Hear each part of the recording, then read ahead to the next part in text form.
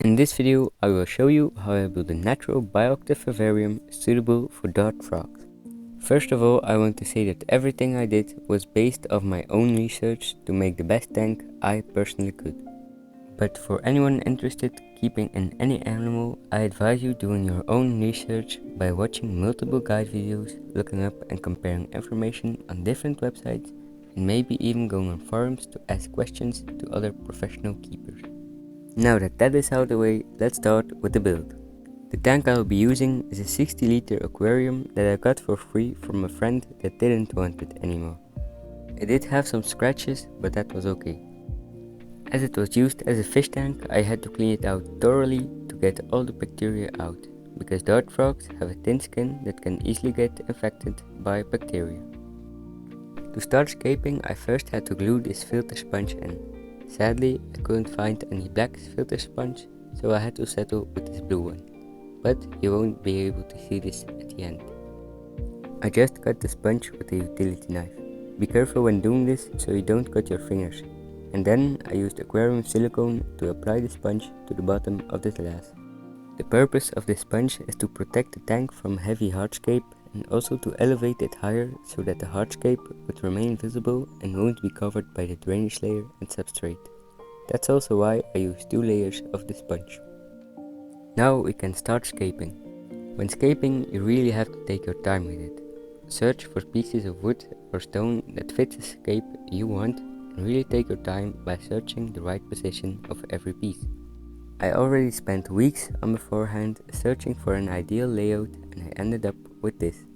I kinda made a retaining wall which will allow me to add more substrate to the back for the plants, and it also created more surface area for the frogs to use.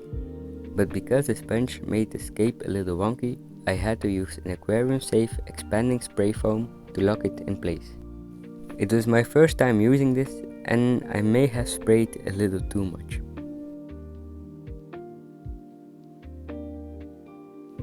Whilst this was curing, I also decided to add a background out of bark. I found this bark outside and used it straight away. But for anyone else using bark from outside, I would advise sterilizing it by baking or boiling it. It kinda forgot about it.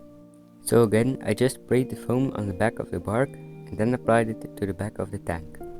I don't have a lot of footage of this because it was a bit hectic for me, but you can search other tutorial videos about that on YouTube.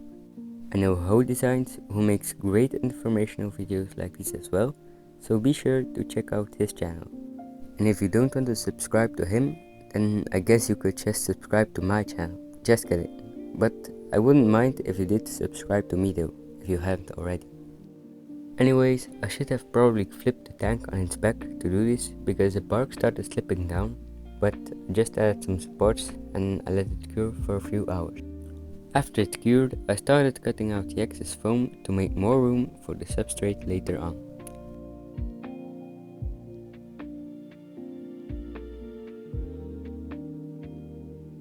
I also decided to do this with the blue foam where I wasn't needed anymore.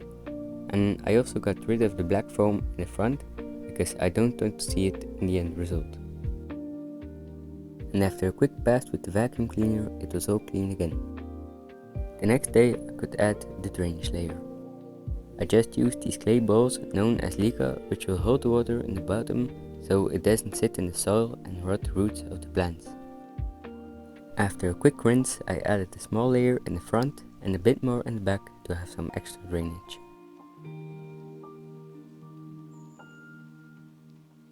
I should also mention that I siliconed a small PVC tube in the back left corner. I drilled some holes at the bottom of the tube, which will allow me to suck up the water from the drainage layer when it gets too high. Before adding the substrate, we have to add a barrier on top of the leechie to prevent the dirt from entering the drainage layer. I simply used some leftover mesh pieces, but you could also use a weed blocker or something like that. Just make sure it lets the water through but holds the substrate. Sometimes I also like to add activated charcoal on top of the barrier, but this time I mixed it into the substrate. Talking about the substrate, I mixed a bioactive one myself using these parts. 5 parts cocoa fiber, 1.5 parts sand, 3 parts moss, 2 parts bark, and 1 part activated charcoal. As you can see on the time-lapse, I added the same thing multiple times, but on different moments. This is because I constantly looked at the consistency and thought, oh, it needs some more sand, so I added some more sand. Or if it needs something else, I just add it until the consistency looks good. You really just have to eyeball it when you're making your own consistency. You can just use my consistency, but I would advise adding less activated charcoal as I added a little too much. In this type of setup, it's important to have a good drainage, but also something that creates high humidity, which is why I added the moss into the mix. After it was mixed, I could add it into the tank. I made sure to have a thin layer in the front, so I don't cover the hardscape, and a thick layer in the back to have lots of space for the roots of the plants. Enough about the substrate. I still had some leftover pieces of hardscape that I wanted to add. I placed a stone at the left to easily heighten the substrate, and this piece of wood in the front to make a barrier for the frogs so they can hide from each other if they want. That's also the reason why it's good to make dense and less densely planted areas in the tank, so they have different areas to hide to. And with that, I could finally start the best part, which is planting. And so I began with the bromeliads.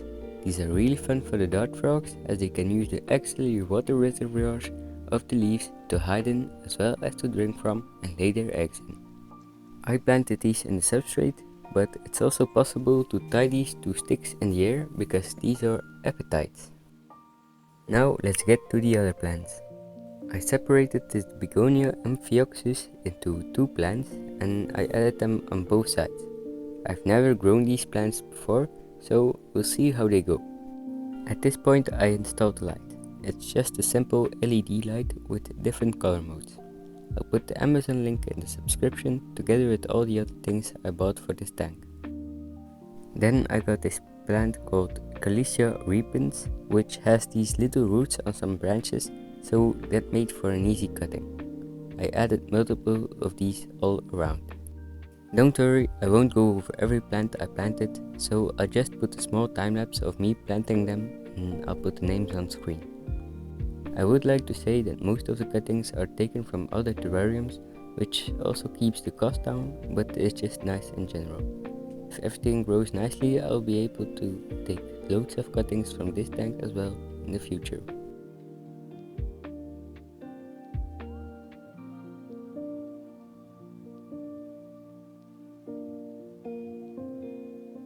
With most plants in, it was finally time to add the finishing details, including leaves and moss.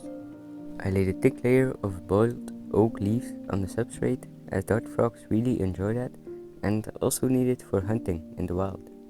You can ask me about that in the comments if you want. But the leaves also look way better than regular dirt. And it will also give the cleanup crew, that I'll add in a minute, a place to hide.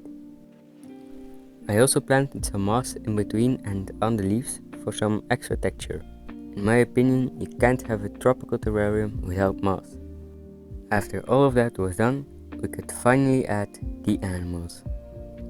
And not dart frogs. No, I actually don't even know if or when I will get the dart frogs. But I didn't make the tank suitable for them, and the terrarium and the plants inside also need to establish first. But the animals that we are going to add are the cleanup crew, consisting of isopods and springtails from our garden. I added them a few days later so the cuttings could have the chance to grow their roots and not get eaten by these decomposers.